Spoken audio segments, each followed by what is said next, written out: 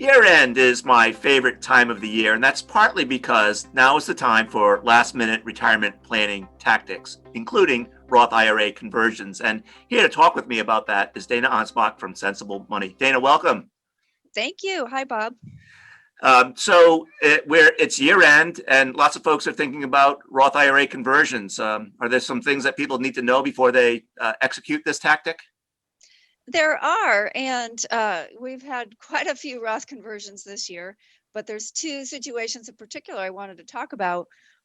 One were something I encountered actually in 2012 when I started my business. I had more expenses than income. And so, the business had a loss for the year.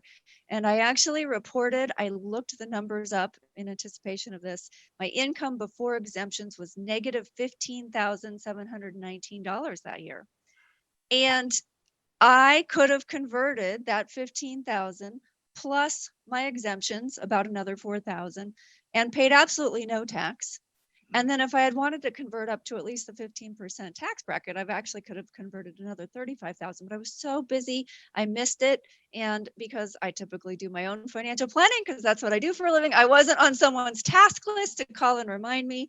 And so it's a lost opportunity, forever gone. So for people who maybe have started a business or their business had a bad year, or they became unemployed this year, there can be a bright side to one of those super low income years, which is that opportunity to convert to a Roth IRA and pay either no tax or pay at a very, very low rate. And for folks who are either 63 and older, I guess, folks have a decision to make about Roth conversions and the potential effect it might have on income-related monthly adjustment amounts. Yeah, so income-related monthly adjustment amounts, or IRMA, is a surcharge that people will pay on their Medicare Part B premiums. And what the IRS does is they look back at your tax return 2 years prior, and that determines your premium for the upcoming year. So for 2021, they'd be looking at your 2019 tax return. But for those who are 63 this year, this will be your year that determines your Medicare Part B premiums the year you turn 65. We had a client situation. They are actually over 65, but we were looking at converting to a Roth IRA. They have a pension, they have Social Security, they have several, big accounts that are generating interest income, qualified dividends, and so on. And so the question came up is, typically we're trying to convert up to the 22%, sometimes the 24% tax rate. But the cutoff for the Medicare Part B premiums for marrieds, the first cutoff is 218,000. Actually, that's the second cutoff. The first is 174. The second threshold amount is 218,000. So our question was, do we just convert enough to fill up to, the cutoff to the 22% tax rate, which is $171,050? Or do we do even more and know that that is going to force them over the Medicare Part B threshold? They're going to have to pay a higher premium. And when we looked at the numbers, the answer was pretty clear that it made sense to convert all the way up to the next tax bracket cutoff, even though they would pay more in Part B premiums. In very simple terms, think about it. If we were able to convert another $20,000 to a Roth, and that $20,000 is all invested in growth and doubles in 10 years, we now have an extra $20,000 of tax-free gains. Well, at their tax rate, which would be at least 25% federal, that's $5,000 in taxes that's now exempt. Their extra Medicare Part B premiums for the year was going to be about $2,200.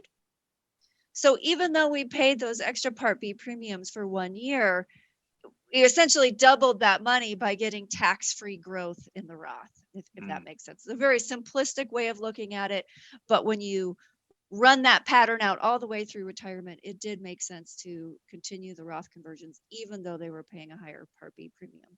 Right. So it strikes me that when people think about doing this Roth conversion, that they not necessarily look at it in a 1 year time frame, that they need to look at it over a longer period of time frame, and to do the cost benefit analysis over a decade, perhaps. a decade, preferably over their, remaining expected lifetime. We'll often look at a 20 or 30-year time horizon and really thinking about where tax rates might be in the future, and also thinking about how you invest each account. So most of the time, the Roths are ideally invested very aggressively. They should earn a higher rate of return. That's money you're not going to touch for a while. And so there's some extra potential or factors to consider there also. Yeah, certainly when I talk to readers, they often think about Roth conversions at later ages in terms of a break-even analysis. That is, how much taxes they'll pay now versus relative to how much gain they'll make up and whether they'll be able to offset the taxes paid. Do you have any thoughts about that? Yeah, I like the break even. We will often run a break even, and sometimes it's 12 years out, sometimes it's 15 years out. It isn't the only factor. The other factor becomes if you're a married couple, you have to consider that one person may be single later in retirement, and then they will be filing at single tax rates. And that Roth is a huge advantage at that phase in life. And so it can have some extra benefits there that aren't factored into a traditional break even analysis. The other is just the idea of prepaying taxes for your heirs. A lot of our clients are never going to spend everything they have. And so that Roth account, you're really investing it and growing it for the next generation. And yes, you are essentially paying the tax for them. But you might also be lowering your own required minimum distributions, and those could be taxed at a higher rate later.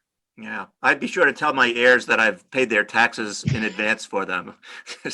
You let them know, put a little prepaid tax card in their Christmas stocking. Yeah, Merry Christmas, Happy Hanukkah. So the last thing, Dana, before we wrap up is oftentimes we tell people that the deadline for a Roth IRA conversion is December 31, but that may not necessarily be the case depending on the custodian that you use. That is true. So if you think about Schwab, Fidelity, TD Ameritrade, wherever you may have your accounts, they can get bombarded at year end with last minute gifting requests, last minute Roth conversions. And in order to have time to process it, they will often set a date that says we have to have your request or your paperwork in. And sometimes it's a few days before the year end in order to guarantee that this transaction actually happens by year end. Hmm. So a word to those watching this video: if you haven't done your Roth conversion yet, don't procrastinate. You may be bumping up against your custodian's deadline. Just fair warning there. Absolutely. Dana, thanks ever so much for sharing your knowledge, your wisdom about this topic. I'm sure our viewers will greatly appreciate it. Thanks, Bob. Great to be here.